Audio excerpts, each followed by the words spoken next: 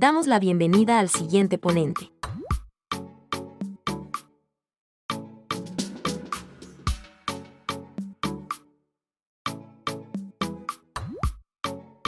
Doctora Dulce Judith Almanza Aranda, con el tema Evaluación por RM de la médula ósea en pediatría, perlas y trampas.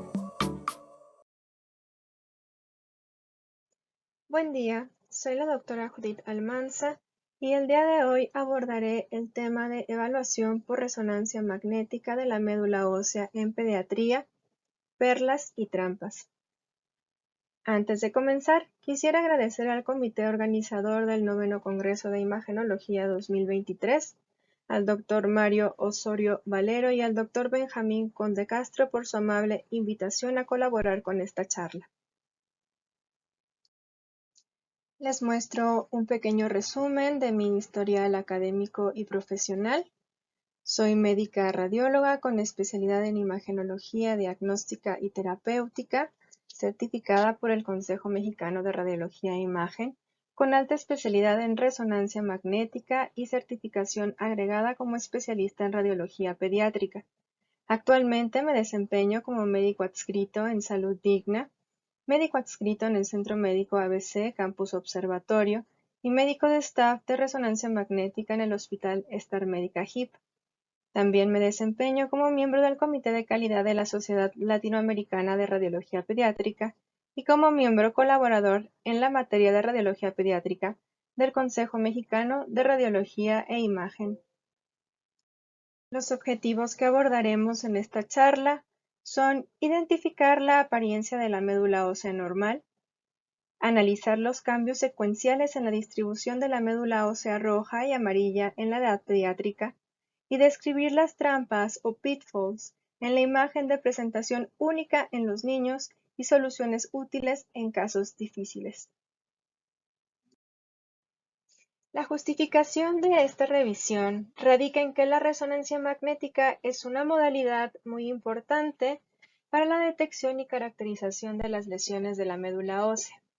Los radiólogos debemos poder diferenciar los cambios en la apariencia de la médula ósea esperados para la edad en los pacientes pediátricos de los procesos patológicos para así poder realizar diagnósticos precisos y oportunos. Los subtemas que elaboraremos durante esta charla son médula ósea normal, trampas en la imagen de la médula ósea de presentación única en los pacientes pediátricos, técnicas de imagen para solución de problemas, hiperplasia, reconversión y reconstitución de la médula, infiltración medular y enfermedades por depósito, depresión y falla medular, y como conclusión algunos puntos para recordar.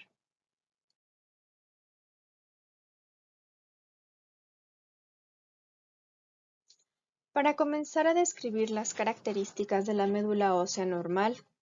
determinaremos que la cavidad medular tiene tres componentes. El hueso trabecular, que es el componente esponjoso del hueso que contiene u hospeda la médula ósea, le provee de estructura y también almacena minerales.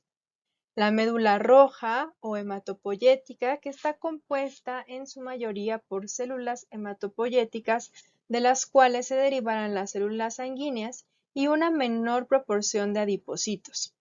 Además de esto, la proporción relativa de agua y grasa es similar, ambas del 40%, y un 20% de sus componentes son proteínas.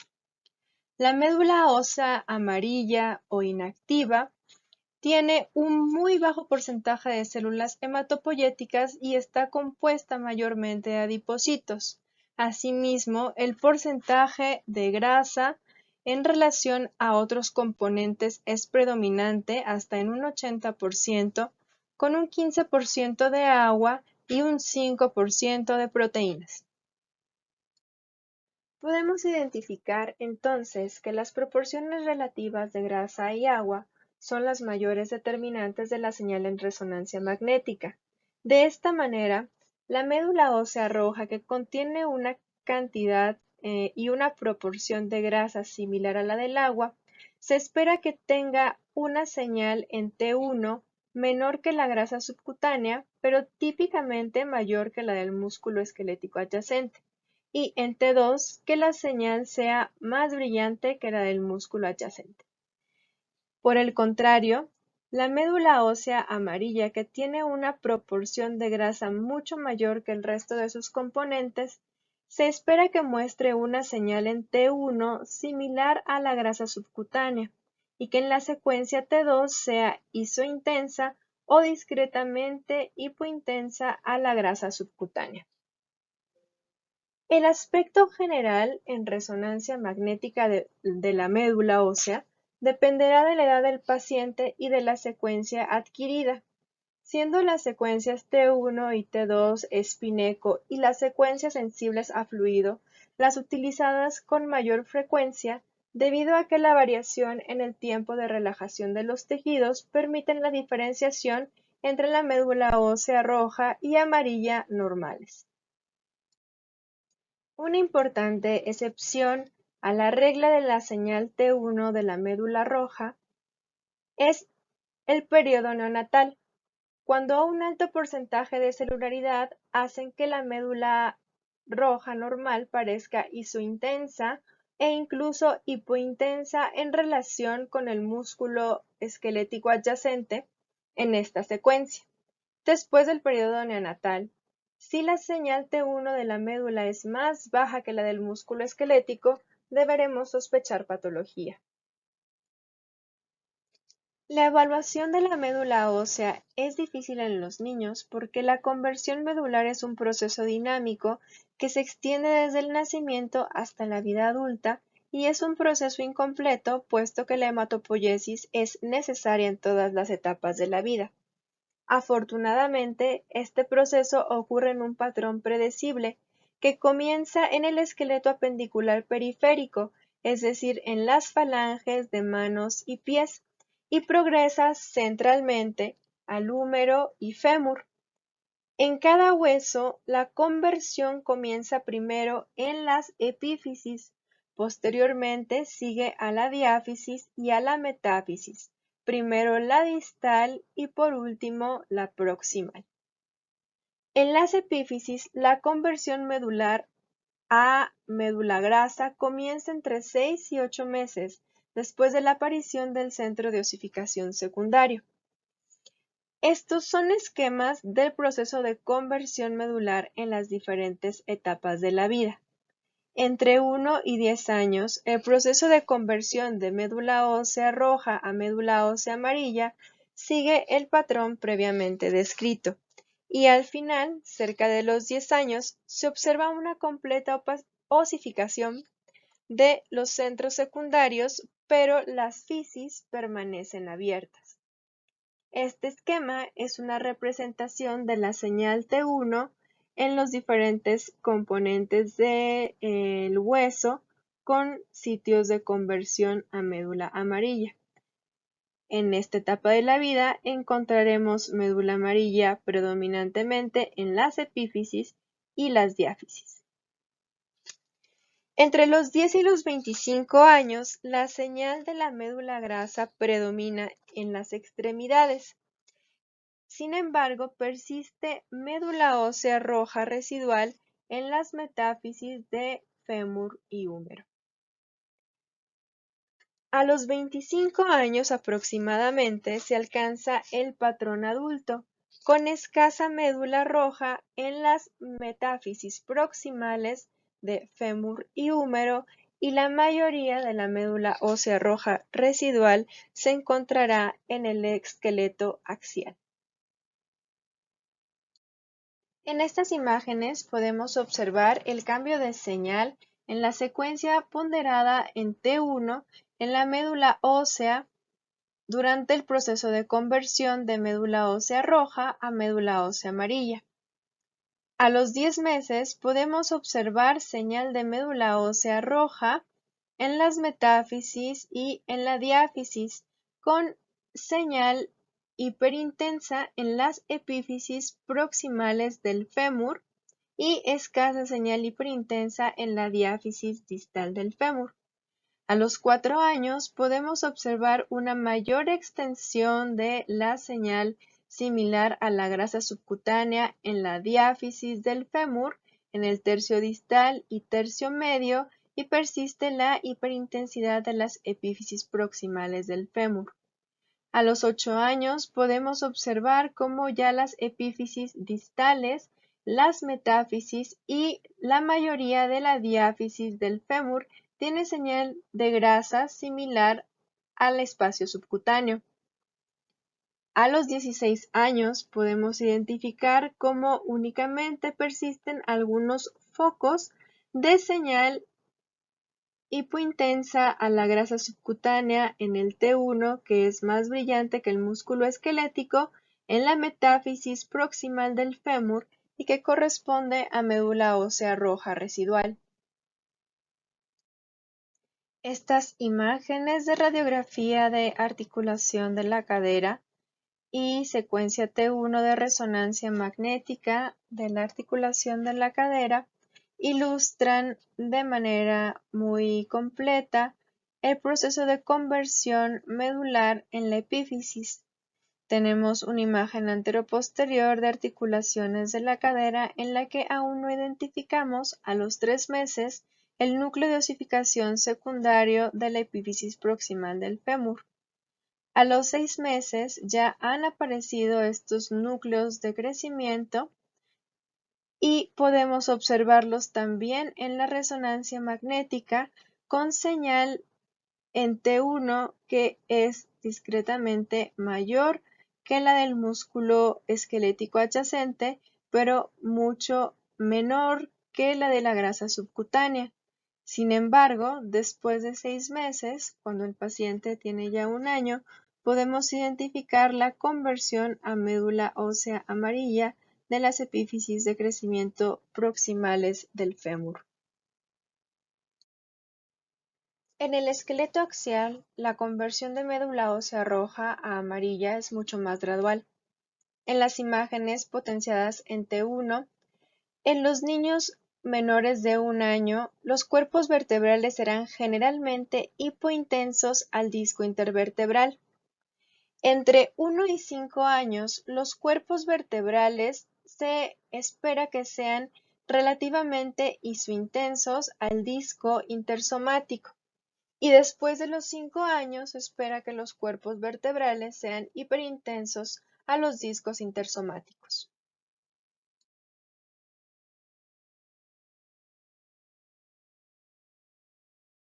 Una de las trampas o baches en la imagen de médula ósea en niños corresponde a la presencia de focos de médula ósea residual, que son focos aislados de médula ósea metafisiaria,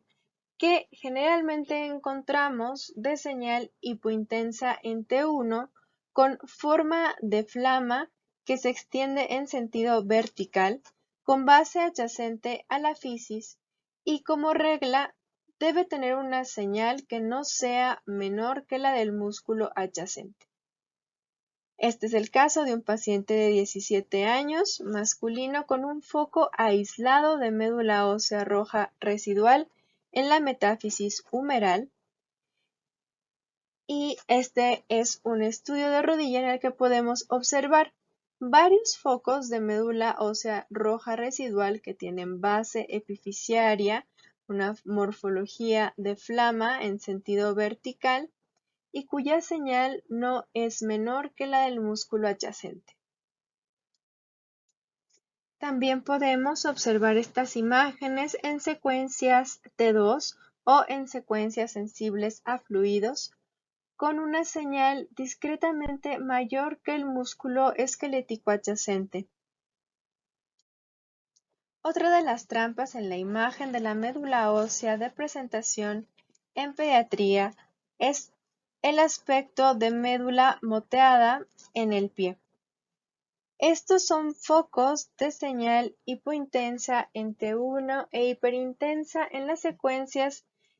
sensibles a fluidos que pueden observarse en el medio pie o en el antepié de los niños que tienen alteraciones en la biomecánica de la marcha, ya sea por soporte o balance del peso o en pacientes que han sido inmovilizados por alguna causa. Se cree que estos focos están relacionados con focos perivasculares de médula ósea roja y no se deben confundir con lesiones postraumáticas. Estas son imágenes en T2 STIR y T1 de un niño de 10 años con antecedente de inmovilización, en el que podemos ver todos estos puntos o este aspecto moteado de señal hiperintensa que traduce hipointensa en el T1.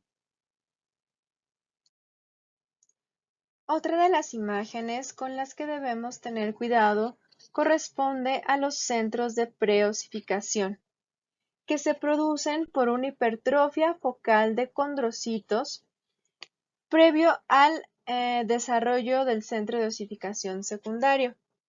El resultado de este cambio hipertrófico es un foco de señal similar al agua, que es típicamente de forma globular y bien delimitado, y que en resonancia magnética aparece como una región focal de alta intensidad de señal en las secuencias sensibles a fluidos, que se encuentra dentro de la epífisis cartilaginosa y que no debe confundirse con edema patológico dentro del cartílago epifisiario. En los adolescentes que se acercan a la madurez esquelética, se pueden observar sitios de edema focal de la médula ósea centrado en la fisis, que se denominan edema perifisiario focal o FOPE por su acrónimo en inglés.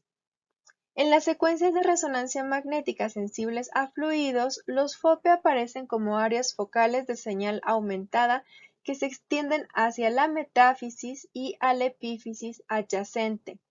Los FOPE se ven más comúnmente en la rodilla, pero también pueden aparecer cerca de otras articulaciones. Dada la ubicación y la edad del paciente, se cree que los FOPE representan cambios de señal relacionados con las primeras etapas del cierre fisiario fisiológico. Es importante destacar que este hallazgo no debe confundirse con una anomalía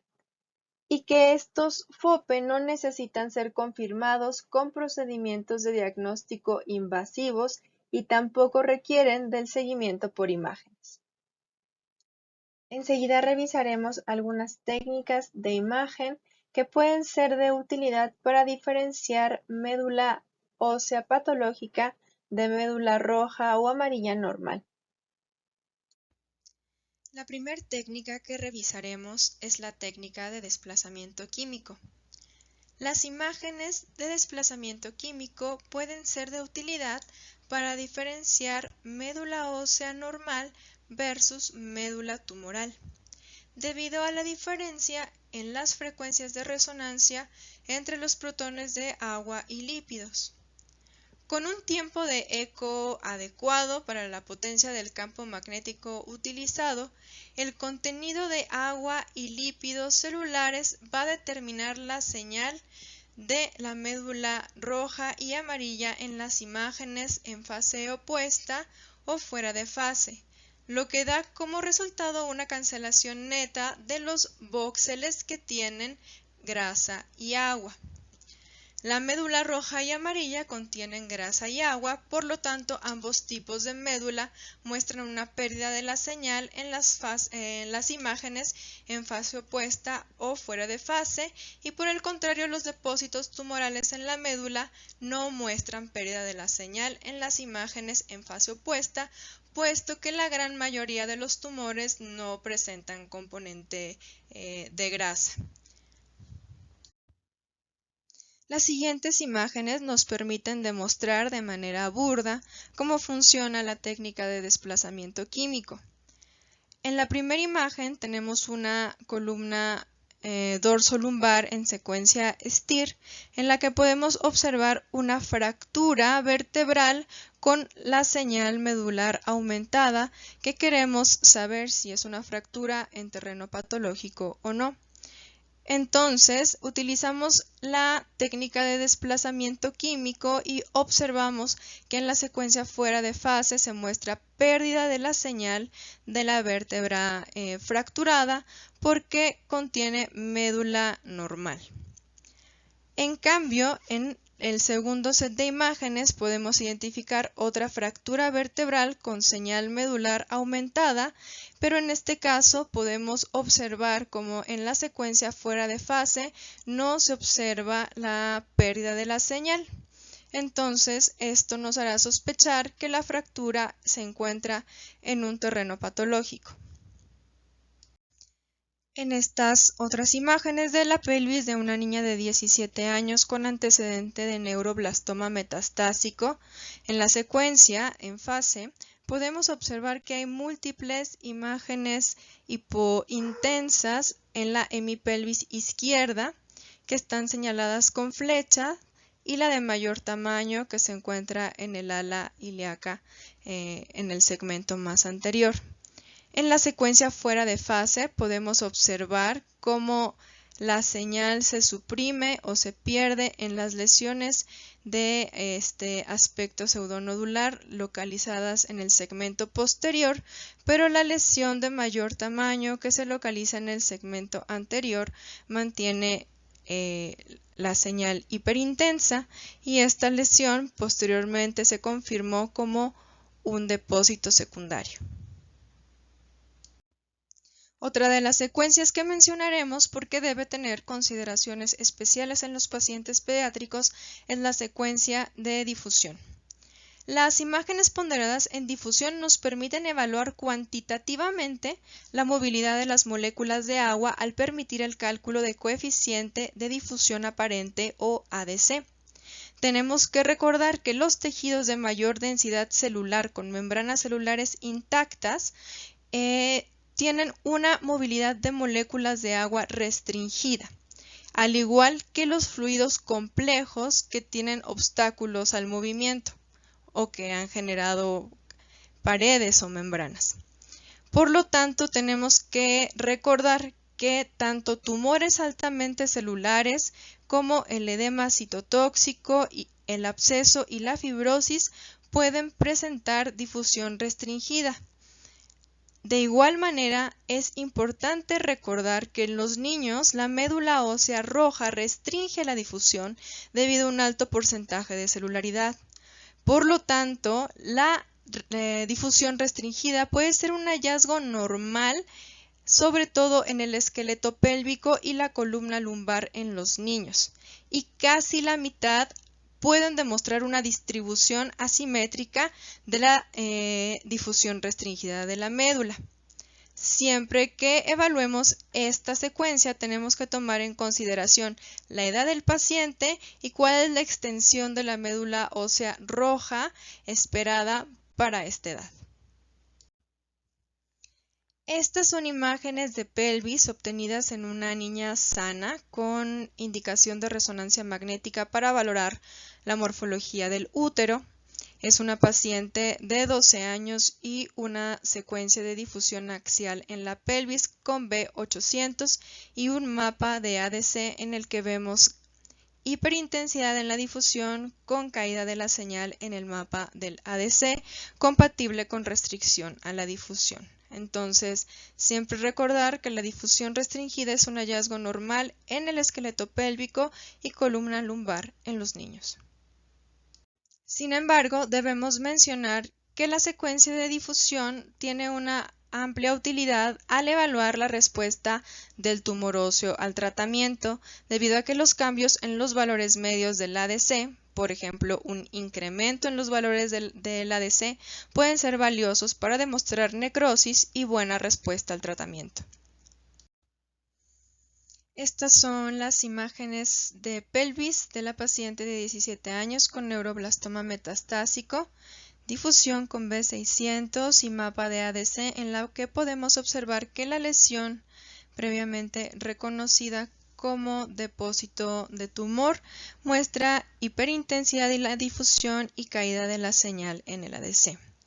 En el seguimiento de esta paciente, la secuencia de difusión va a ser útil y estaríamos buscando un incremento de la señal en el ADC para identificar una adecuada respuesta al tratamiento.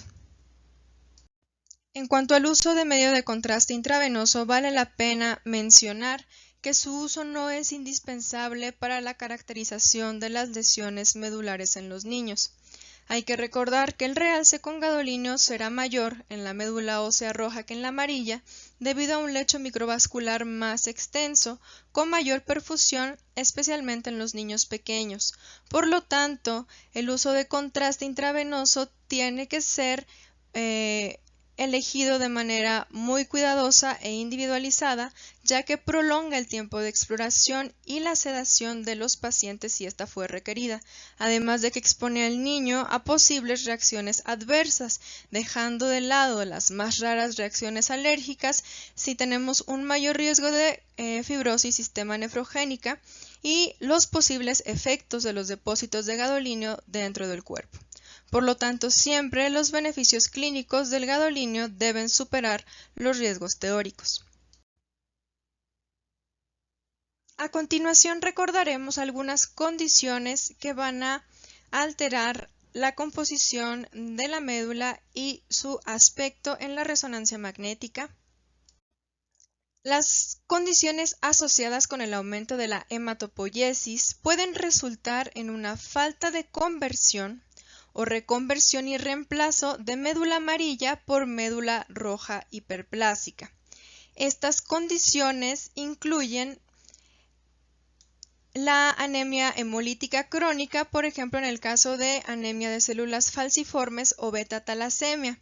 alteraciones menstruales, obesidad, tratamiento con factores de crecimiento hematopoyéticos y condiciones que incrementan la demanda de oxígeno sistémico. Al encontrarnos con alguna de estas condiciones, debemos recordar que la reconversión de la médula ocurre en el patrón inverso de la conversión normal de la médula ósea roja a médula ósea grasa. Por lo tanto, la reconversión va a ocurrir primero en las vértebras y la pelvis y enseguida en los huesos largos. Dentro de los huesos largos, ocurrirá inicialmente en las metáfisis proximales, posteriormente en las metáfisis distales y finalmente en la diáfisis. La reconversión epifisiaria o apofisiaria rara vez se observa en el contexto de anemia grave, como es en el caso de este paciente de 17 años con enfermedad de células falciformes en los que tenemos hipointensidad en T1 de la médula epifisiaria. Otro de los hallazgos que podemos encontrar en la hiperplasia de la médula roja es la expansión de la cavidad medular, un hallazgo que podemos identificar en estas imágenes axiales de tomografía y resonancia magnética que muestran el ensanchamiento del díploe del cráneo en estas imágenes seccionales de una paciente con enfermedad de células falciformes que se presentó con cefalea.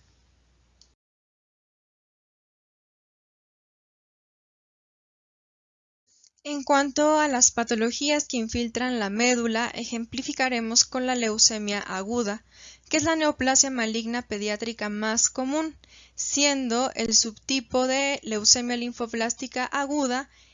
el de presentación más frecuente, y este tiene tres tipos de infiltración de la médula ósea: difusa, irregular y focal. Estas son imágenes de resonancia magnética de un niño de 3 años que se presenta con dolor de piernas bilateral, en el que podemos observar una señal baja difusa de la médula ósea en la secuencia T1 en este corte sagital y una señal incrementada difusa en la secuencia STIR. Cabe señalar que en este caso estamos observando una infiltración difusa de la médula ósea que incluso incluye las epífisis femorales distal y tibial proximal, las cuales son visibles radiográficamente desde los 3 meses y por lo tanto la conversión a médula grasa normal debió ocurrir antes del año de edad. Entonces la señal es completamente la opuesta a la esperada para el paciente de esta edad, y esto es lo que se denomina signo de flip-flop. además de la caracterización de la infiltración medular al momento del diagnóstico, la resonancia magnética resulta útil para evaluar la respuesta al tratamiento. En el caso de respuesta adecuada a la quimioterapia, se espera un marcado aumento de la fracción de grasa medular y del ADC. Por lo tanto, que el tiempo de relajación se normalice, como es el caso de los niños que entran en remisión. Estas son las imágenes de un niño de 5 años con leucemia linfoblástica aguda al momento del diagnóstico y en la terapia o etapa de consolidación después de la inducción de la quimioterapia con adecuada respuesta, puesto que el tiempo de relajación en T1 de la médula se normalizó. Para ejemplificar las enfermedades por depósito, hablaremos de la enfermedad de Gaucher, que se debe a una acumulación anormal de glucoceramida en los lisosomas de los macrófagos por la deficiencia de la enzima beta-glucocerebrosidasa. Esta enfermedad afecta tanto estructuras viscerales como la médula ósea. Sin embargo, la afectación de la médula ósea en la enfermedad de Gaucher es un hallazgo destacado, ya que se observa de manera casi uniforme en los pacientes que presentan el subtipo 1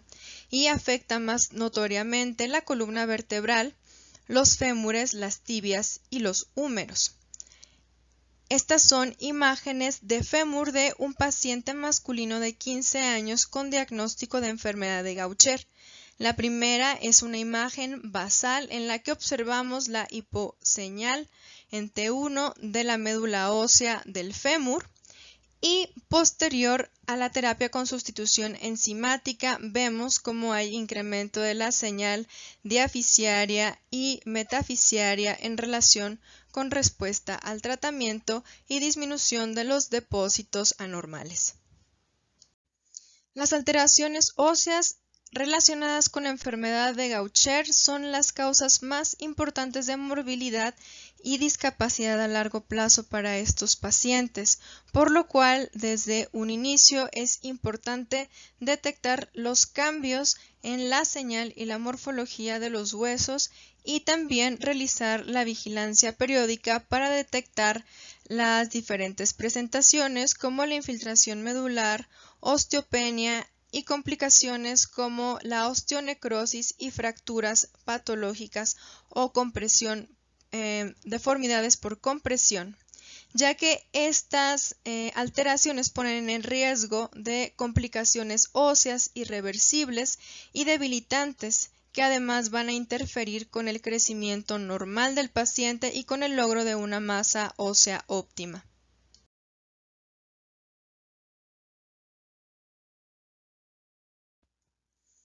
La depresión y falla medular puede ocurrir en el contexto de los síndromes mielodisplásicos, como es el caso de la anemia aplásica, que se caracterizan por una eritropoyesis displásica ineficaz, y por lo tanto la señal medular variará según la celularidad de la médula. En el caso de identificar una baja intensidad de señal nodular o difusa en la médula en secuencias T1 en un paciente con este padecimiento, debemos de considerar la presencia de hemosiderosis transfusional, hematopoiesis regenerativa o evolución a leucemia. También podemos encontrar el caso de hipoplasia de médula roja, la cual es común después del trasplante de órganos sólidos, particularmente el trasplante renal, como consecuencia del uso de medicamentos inmunosupresores para evitar el rechazo al injerto. Esta imagen coronal en T1 de la articulación de la rodilla podemos observar que muestra una señal de hueso similar a la grasa subcutánea, excepto por una zona de infarto óseo, en este paciente que tiene antecedente de trasplante renal y está tratado con micofenolato mofetilo y presenta anemia y leucopenia. El infarto óseo, también denominado osteonecrosis o necrosis avascular, se puede desarrollar en el contexto de condiciones con marcada adipogénesis o que condicionan alteraciones en la perfusión, como la anemia de células falciformes, algunas enfermedades por depósito, insuficiencia renal crónica y la terapia con esteroides. Los hallazgos por resonancia magnética son específicos y los encontramos en una fase subaguda o crónica, y en los que podremos observar lesiones geográficas con un borde externo escleroso y mejor identificable en T1 y un borde interior de tejido de granulación que será hiperintenso debido a hiperemia o metaplasia condroide, y el núcleo central puede ser de composición variable. La necrosis de la médula ósea, que es una entidad diferente, se distingue del infarto óseo por la preservación de las trabéculas óseas y es atribuible a oclusión microvascular, generalmente en condiciones de malignidad como la leucemia linfoblástica aguda o en algunas mielodisplasias como la enfermedad de células falciformes o la presencia de infección. Las lesiones características son lesiones de tipo geográfico que con el medio de contraste presentan realce periférico, pero el centro puede mantenerse hipointenso o de señal variable. Generalmente se afecta el esqueleto axial y las lesiones suelen ser más extensas que las lesiones del infarto óseo. Una condición peculiar de presentación en los niños es la transformación gelatinosa o atrofia serosa de la médula ósea, que se debe a una pérdida de células hematopoyéticas, atrofia de adipocitos y depósito de mucopolisacáridos gelatinosos en la médula, y esta condición se asocia con radioterapia o con algunos trastornos metabólicos como la insuficiencia renal crónica, el escorbuto y los estados de caquexia, y puede ser reversible con suplementos nutricionales. En la resonancia magnética podemos identificar esta afectación con una señal de edema o una señal similar al líquido de la médula ósea afectada, con mayor propensión de las metáfisis de los huesos largos. Este es el caso de un paciente de 9 años que se presentó con dolor en rodillas, sin fiebre y sin marcadores de inflamación normal, y los resultados de la imagen con el interrogatorio clínico permitieron diagnosticar escorbuto en este paciente.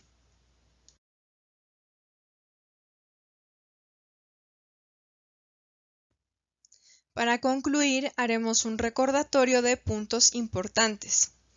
Primero, las proporciones relativas de grasa y agua serán las mayores determinantes de la señal de la médula ósea en la resonancia magnética.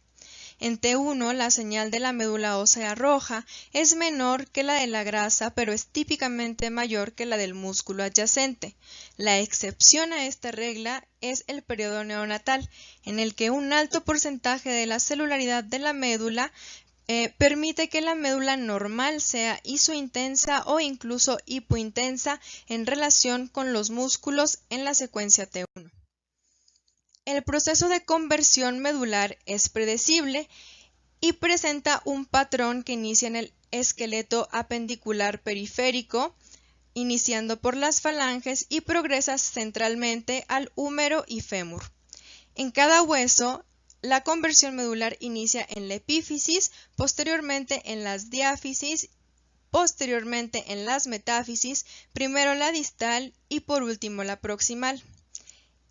El patrón espaciotemporal de reconversión medular se va a producir en un orden inverso al de la conversión normal de la médula. Esto sería todo por mi parte. Agradezco mucho su amable atención y pongo a su disposición mi correo electrónico para comentarios, dudas o sugerencias. Muchas gracias.